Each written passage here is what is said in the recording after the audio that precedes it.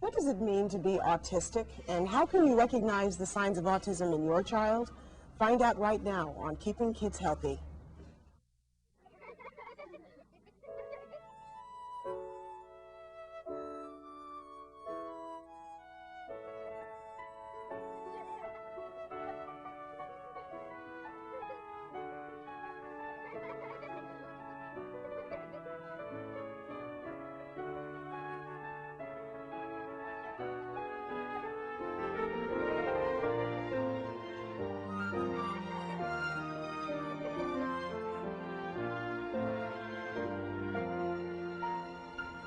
Hello, I'm Dr. Winnie King, and I'm here with some leading autism specialists in the lobby of the Children's Hospital of Montefiore, New York City, so you may hear some noise in the background.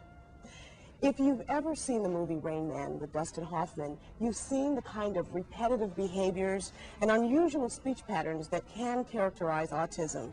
But Rain Man was a work of fiction. For many families, autism in a child is a very real and life-changing disorder as parents watch their child retreat into his own world. Meet the Lyle family, whose son Brendan was diagnosed with autism at 26 months of age. Want to do Mickey's letter time? You want to go to Nick Jr.? Okay. You sing Lale Tusa, yeah.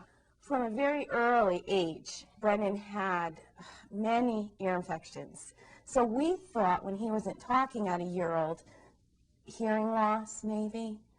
And then it went on a couple more months and he wasn't walking at that point. He was also slow in developing. That way as well. A couple more months. So now we're starting to get nervous. He's not talking. Parents become worried often around a year and a half when the child isn't talking. Then they realize there were other things about the child that may have been odd, a funny combination often of the child having seemed too good in some ways, but then having odd little responses that become much more noticeable as the child gets older. In our old house, we had like a picket fence, and he would run next to the picket fence, look out of the corner of his eye, and you'd get this flashing and strobe effect. Autism is a complicated neurodevelopmental disorder. It affects multiple areas of development, the child's social development, their language and communication, and also their behavior. Okay, let's take a break. Let's take a break from computer. The child may be interested, for example, in doing something over and over and over and over and over again, the kind of thing that would bore most of us to death. The child with autism likes to do. More? Want more? Good boy, B. How about a yellow? Put a yellow on top. Brendan was diagnosed in October, okay, and I was pregnant with Haley. So she was only a couple months old when he was first diagnosed with autism. Autism is probably one of the most strongly genetic disorders. Interestingly, I've seen families with sometimes 4 and 5 children, all with autism. With Haley, we were going down that road like she's typical. All of a sudden, after one, it was like a weekend isolation. Ooh, another hat. 51 weeks after Brendan was diagnosed, Haley was diagnosed. It was like something you read in a book that you can't believe could happen to somebody. This little girl who used to greet you every morning when you picked her up out of her crib, hi, and mommy and daddy, all of a sudden said nothing. For children who have a disability of any kind, it can sometimes be very stressful for parents. The parents will also find joys and sometimes wonderful opportunities for pleasure. Good girl. The joy or the happiness is with them, being with them, because they learn a new talent, they learn a new sound, and it smiles. It's like we talked about appreciating the real small things, you know. They're surprised, hey, I did this and I can do that. They're funny, they have little senses of humor. They have personality. They're our life. Jump, jump, jump, jump. Yay!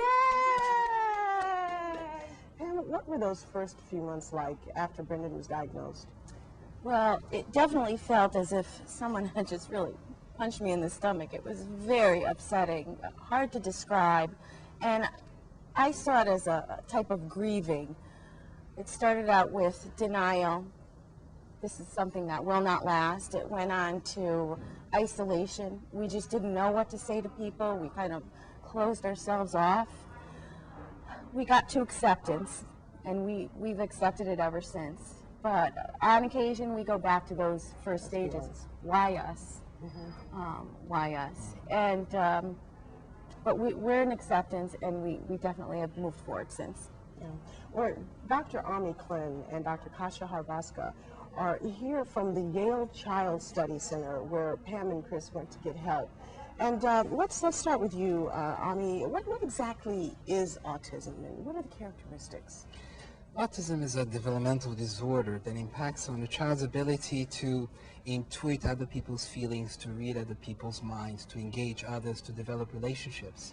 It affects the child's ability to develop speech, language, communication, sharing experiences, and also a lot of behavioral peculiarities like doing the same thing over and over and over again. The repetitive behaviors just over and over. Indeed, change is not really the spice of life for children, and yet in life, almost nothing repeats itself, so life is this constant challenge. And when do we typically see these changes? Children basically face change at every moment in their lives. Nothing repeats itself in the same way. A mother is taking the child to school and they are fixing the road, taking another route. Well, that's a big challenge. And the thing that changes the most is actually people. And therefore, people can be extraordinarily perplexing to our children. But typically, parents will start to notice these changes around the age of 3? Nowadays, we are identifying sort of signs of autism at a much earlier age than 3. But certainly by the time of the age of 3, we're saying this. And is there a connection with this and IQ? That's the big concern parents have. Indeed. In fact, individuals with autism have IQ across the entire spectrum. Individuals who are profoundly mentally retarded and individuals who actually have IQs that are higher than yours or mine. Very gifted children. Well, Kasia, we saw with the Lyles that they sensed something was wrong, but they just couldn't quite put their finger on it, you know, and that's what can be so frustrating and frightening for parents. What are some of the signs that parents should be looking for? There's several signs in the second year of life that should be concerning. If a child does not make eye contact very frequently, if the child is not interested in other people, if the child does not respond when their name is called, if they have difficulties developing speech, parents do not hear babbling, and also when they do not develop gesture as a way of communication. They don't in point. particular gestures which can indicate what they're interested in, like gesture, or like pointing or showing. Yeah. Is there a test that we can do for autism that gives us the definitive answer, yes or no, it's there or it's not there? There's no single medical test we can conduct and decide whether the child has or doesn't have autism. For that reason, we need to conduct a very comprehensive, multidisciplinary tests which involve cognitive development, social, adaptive skills, motor skills, speech, language, sometimes also genetic and neurological exam. So it's a really complex look at the child from all different angles, not just from one particular point of view. That's right. Well, Ani, you said that autistic children don't read social cues, which all parents with children with autism know exactly what that means. But how important is social interaction to a young child at this point in their lives? There are very few things in life that we do that does not involve a social component. And in fact, there are a great deal of important things that the children learn that they actually learn within the context of social interaction. So it has repercussions across all lines of development. So this isn't just that my child is shy and that's why they're so quiet. No, it's actually an inability to intuit other people's feelings, not simply that I process what you're doing and therefore I choose to withdraw. It's something that children are not willfully doing. It's something that they're born with. Well, you know, we're talking about not reading social cues, being sort of turned in on yourself, which sounds, I know, so familiar to you guys. But then the next question becomes, well, as a parent, does this mean I have no relationship with my child? Will they be able to connect with me on any level ever? Absolutely, they will. So, yes, children do form relationships with their parents, and you've seen this with the Lyles. It's a different relationship, however. It's one that is based on proximity. It's based on trust. Probably not the kind of the richness and internalized life that you probably would associate with the relationship with parents and I know children. you've described it as sort of buying a bus ticket to go to one place and winding up someplace else. In a way, we as parents, whenever we are expecting a child, it's like taking a trip to Italy. We expect that way. It's adventurous, it's colorful, and having a child with disabilities is like finding yourself in Holland. It's not as adventurous, it's not as fascinating, and yet it's beautiful if we just find it in that way. Yeah. Well, Pam, what has your experience been? You know, this was tough, I know, for both of you, and you mentioned about the denial and about sort of coming to a place of acceptance. How has that whole relationship between your children played out differently between Brendan and Haley? Very much differently. Being my first child, at first I thought the bond between Brendan and I was typical, but it wasn't. When I look back, he didn't wrap his arms around me like you think your little baby's going to do. But it was pretty much even keel, and after he was diagnosed, we stepped in, and it's been very good, steadily increasing ever since, his socialization skills. With Haley, it was a little more of a roller coaster ride. We started off great, like I said, she was typically developing, and at about a year old, we saw her dwindle downward, and she didn't need us at all.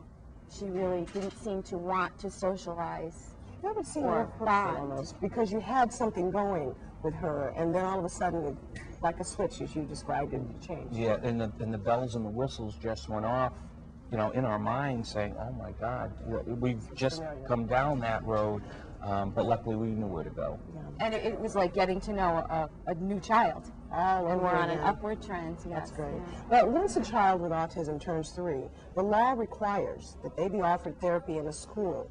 The League Treatment Center in Brooklyn, New York is the oldest day treatment program in the U.S. We spent a day there with a delightful former student and learned how these schools can help kids with autism. Autistic children are easily overwhelmed by sights and sounds that are normal for most kids. It's called sensory overload. By learning to recognize different sensations, the overload can be managed. This is the way you refresh your... Finger painting can teach body awareness. Away! Away! And rolling or jumping can have a calming effect. 3. Taylor, are you having fun? Yes. In the classroom, autistic children can learn to master the world around them, to prepare them for a more challenging social world outside. Flowers grow in a garden, a rainbow on the ground. For James Ogilvie, his learning curve was long but well worth it. He entered the League Treatment Center when he was 3. I had gone to a regular nursery school, and after doing some testing on me, they told my mom, hey, your kid needs the kind of support that a special ed nursery environment can bring him. I had speech problems, I had problems relating to motor skills and eye-hand coordination. I was very sensitive to noise. I'd get really upset when motorcycles would whiz by.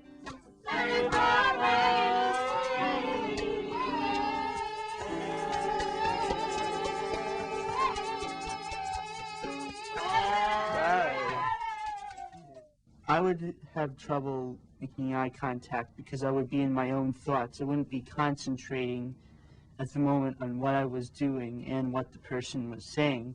So I would look down like this. The person saying, hey, James, could you do something for me? And I would just like go, okay. And I wouldn't look up like this. Nice to meet you, Nancy. Yeah, nice to meet you too.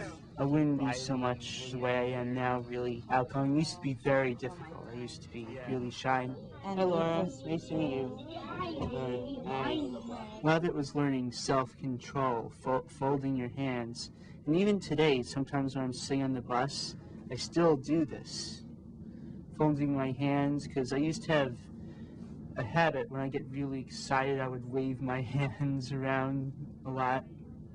And they tried to control that, and it worked.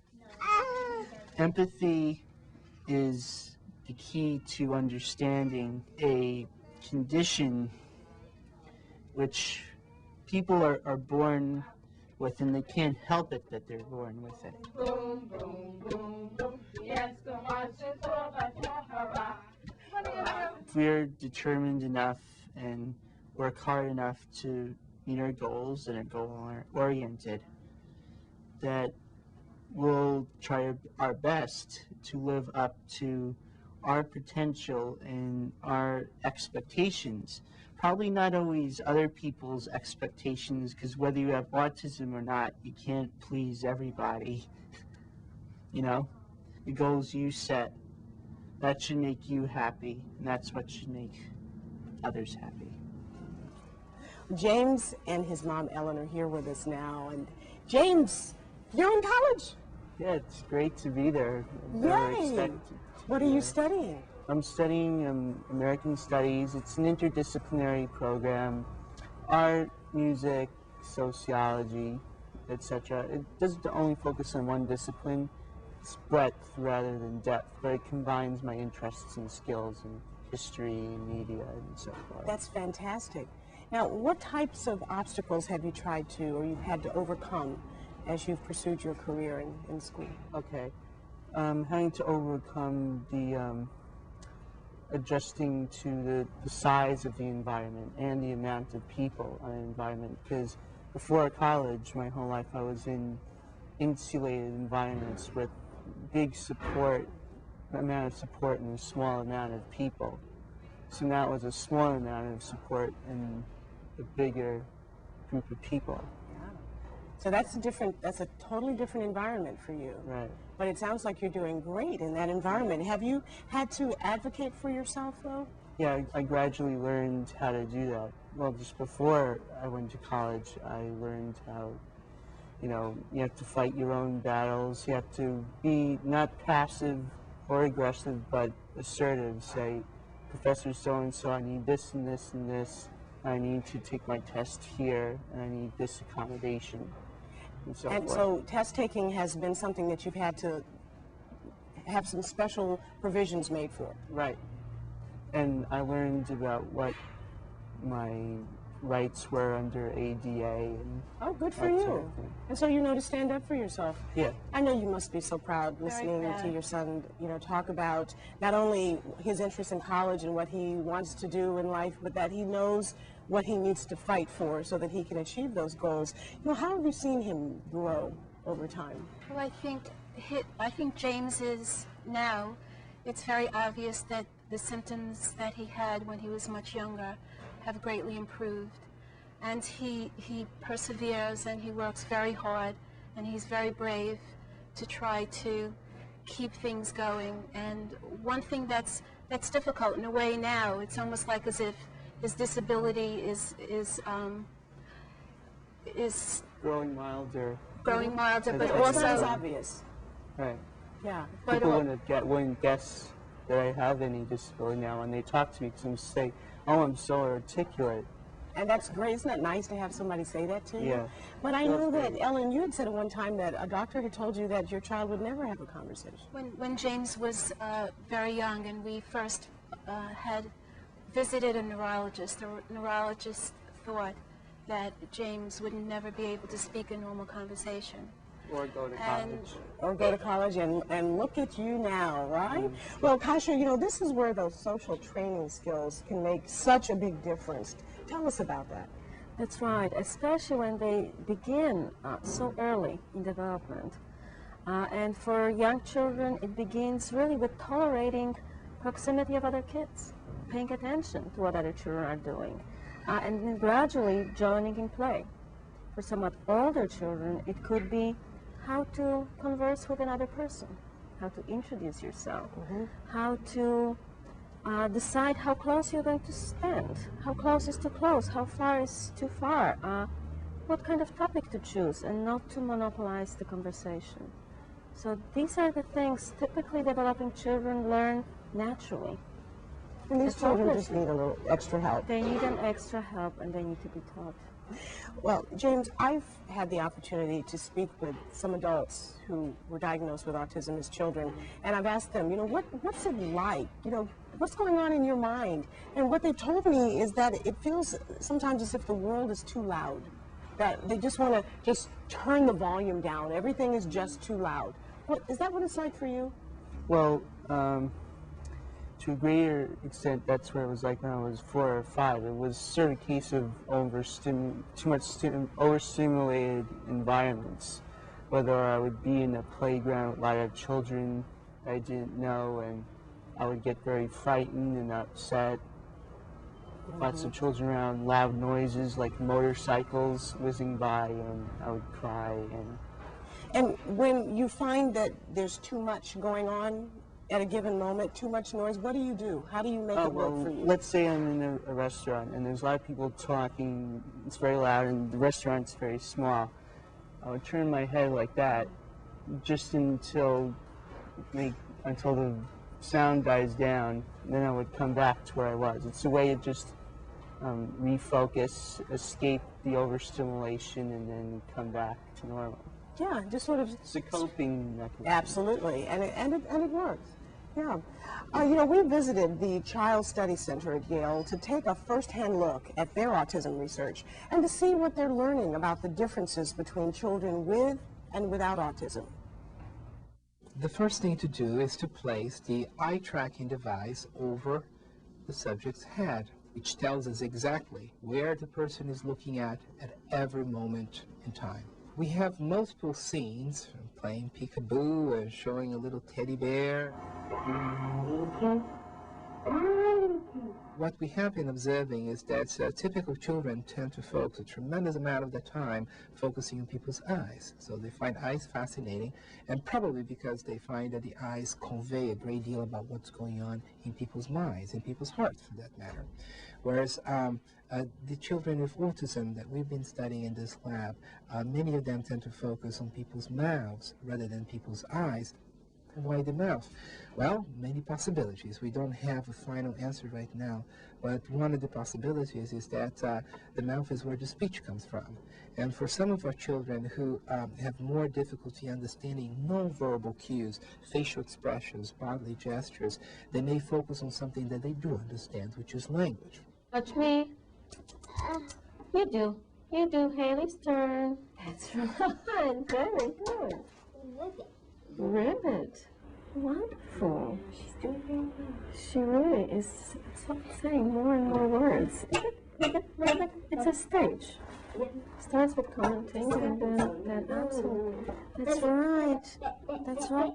Our feeling is that if we focus on the skills that allow children to engage others, we might be able to see the breakdown of those skills at a much earlier stage. I mean, are there actual differences in the brains of children with autism? Yes, there are, and those differences are more in function than in structure. However, we all need to know that the brain does not simply determine where you're going to be in life.